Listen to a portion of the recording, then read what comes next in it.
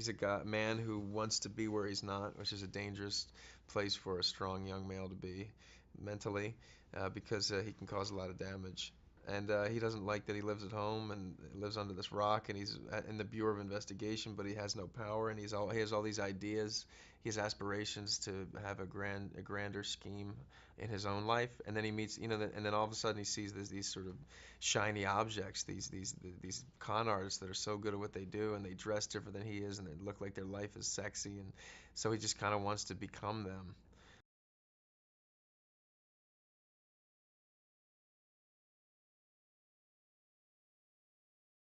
Part of this guy's story is he falls in love with a girl, you know, and he really does. He just doesn't have the tools to deal with it. When she finally says, "Okay, you know what? I'm gonna take my layers off. Here's who I am." He has no clue how to deal with it.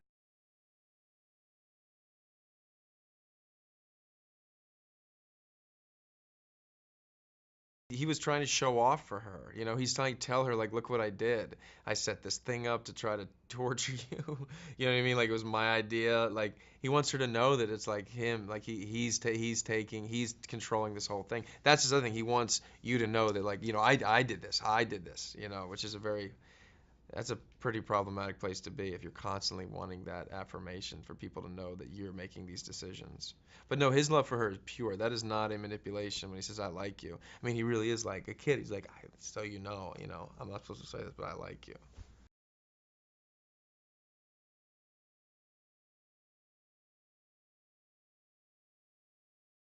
He wrote a very specific script, very strict guidelines, and then he rewrites stuff on the day but everything is very relative to relevant to the story he wants to tell. So it's not sort of this like, yeah, let's do this and let's try this. No, it just happens to be happening in the moment. He's making these decisions now, and then he wants you to respond now and be able to dive in now. So it's almost as if everything is happening in the very moment that we're doing it.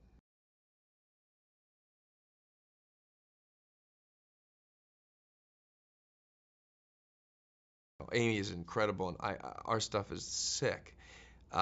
In terms of like the experience, it was just so easy. It was very easy with her. It all flowed. There's very few scenes that Richie and Sydney have together to create this whole relationship in terms of how much space in the movie they have. And I think we were able to really pack in a lot of information for the audience in these short scenes, and that's because it was so easy for us to work together.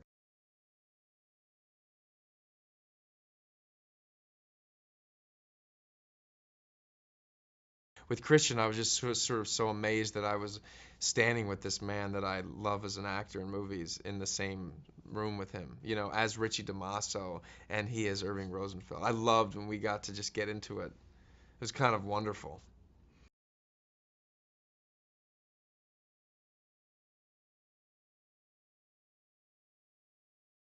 And hopefully they'll enjoy the magical moments of the movie. That's what I enjoy. The singing of Delilah, the nail polish scene into the Studio 54. I love that whole section of the movie is very special.